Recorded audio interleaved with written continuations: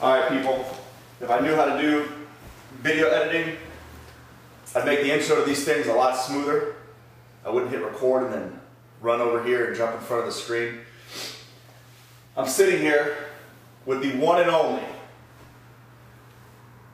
Anthony the Maestro Macero, the Maestro of wholesaling. Andy, what the people at home want to know right now is, who the hell are you? And what in the world are you doing sitting here with the king of wholesaling? How in the world did you get this privilege? Got a Starbucks coffee, we're ready. Want to start from the beginning, or Let me just tell you guys, Andy is a lifetime friend of mine. Not a lifetime, but we met in high school. And probably about, how many years ago? 4 years ago? 3 years ago? something like that. A few years ago. I hadn't talked to him in a long time, and he looked me up, called me up, dropped me an email, whatever it was, and was like, Preston, I heard that you've been doing well with real estate. This is before I even had a coaching program. As a matter of fact, Andy was my very first student, okay? And now he's evolved to the point where he has his own students. He coaches people. Andy called me about it in the blue. It was like, Preston, I was about to send $30,000 to the Rich Dad Poor Dad coaching program, okay? And you know what? I heard that you were doing well. I know that you're here local, so I just figured, hey, you know, maybe you could do something better for me. So we met up, and I came up with a little program to where we could both mutually benefit, and that was basically the beginning. Andy's responsible for even giving me the idea that I was just out making a ton of money flipping houses. I didn't even realize that, you know, there was anything that could be done with helping other people to do this. But Andy, tell them a little bit about, you know, what you were doing before then, and then what happened as a direct result of, just in general, you know, what you're thinking, you know, the things that you learned from, you know, being around me and in the program and stuff like that.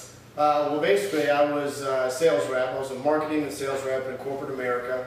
I had been in and out of corporate jobs for, I don't know, 10 years or so. Somehow, one day, I got an email from you. I don't know how I ended up on your buyers list, because we hadn't seen each other in probably, I don't know, 3 or 4 times in the last 10 years or so. But you were advertising a property, and went out to your whole list. And literally within 30 seconds, you sent out a second email, a follow-up email that just said one word on it: sold. And if I didn't know already, which I probably did, I definitely knew now that I was in the wrong field. I knew I had to. I was just kind of hanging in the wind a little bit. I was making about $30,000 a year. I had to deal with backstabbing coworkers, bad managers, office politics, mandatory meetings that I hated, sales quotas. It was just a nightmare. So I decided to respond back to you. I coached you into having lunch with me, and it was quite a fateful day, because I think a couple of meetings later, which took further convincing, but I finally convinced you to take me on as a student. And yeah, I didn't take to it right away. I was kind of like, I don't know. Yeah, because one, you weren't coaching; you were just wholesaling. I was leery about training my own competition at that point. And you didn't know how serious I was either, because if you spend 2 or 3 months coaching me and then I drop out of the program, well, then you're out all that time, effort, and money. So it took a little coaching, a little convincing, but finally I was able to do that, and you took me on as your first student, and you were my coach. Saved me a lot of money from going into that Rich Dad program, like you said. I was this close to pulling the trigger on that, and I remember calling you saying, hey, this guy wants me to join this program. I'm thinking about doing this, how much it costs. And you said, no, don't do that. We'll figure something out. And the next day we had lunch, and that was it. Boom. So I was. Now let's just be very candid. There's no need to sugarcoat anything. It took, if I remember correctly, it took a good 6-8 months before you did your first deal. You know, and then we did it, made 15 grand, you quit your job, and have never looked back. So was it worth it? Oh, absolutely. Of course, but we have some students, now you guys don't know this, but Andy now is in charge of all my students. All my students have direct access to me, but when they send in their leads, because we review all their leads, Andy is the one who has that initial contact with them. So he's gone from, just not even knowing one thing about real estate to now working with me, and then he coaches his own students on the side.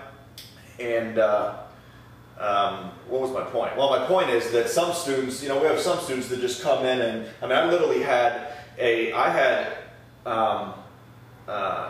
I don't know if you know this guy, John Nesbitt, but he came in and literally, in the first initial meeting that I had with him, this is when I was coaching local students, he took one idea that I gave him, implemented it the very next day, and put a house under contract that day, and we had a check in our hands for over $50,000 within 2 weeks. Okay, so and now John has gone on to, he owns his own office, he has employees, has a huge wholesaling business. So everybody and now you've got your coaching business, and I love it. I've raised up my competition. I could care less. There's so much business in this world. There's so much, it doesn't matter. It's infinite. The money's infinite. I hope everybody goes out and gets all the business. Wonderful. But everybody gets their own. There's different people have their own pace. Your struggle was we had to yank you out. John was full time, balls to the walls. He had quit his job. Said, you know what, I'm going to this thing, all the way. You wanted to ease your way out of it, which is totally fine at a 9-to-5 job. So that can be pretty tough. Not only that, but I had to start and complete a total mind transformation. I grew up, if you ever read the book Rich Dad, Poor Dad, the author talks about his real father was his poor dad, and his best friend's father was his rich dad, and the two opposing schools of thought. Well, I came from the poor dad school of thought where, you go to school, you get good grades, you go to college, you get a job with benefits, you take care of your family, you have insurance and all that stuff, and that's what I thought living was all about. So it took me quite a while to transform my thinking into the rich dad type of thinking, which is a little riskier, calculated risk, but just looking at different ways to make money, owning your own business, making your money work for you. And it also, I had to sort of build up a confidence that had been sort of knocked down over the years. And that's one of the first things I learned from you is, is just how to believe in yourself and how to expect success.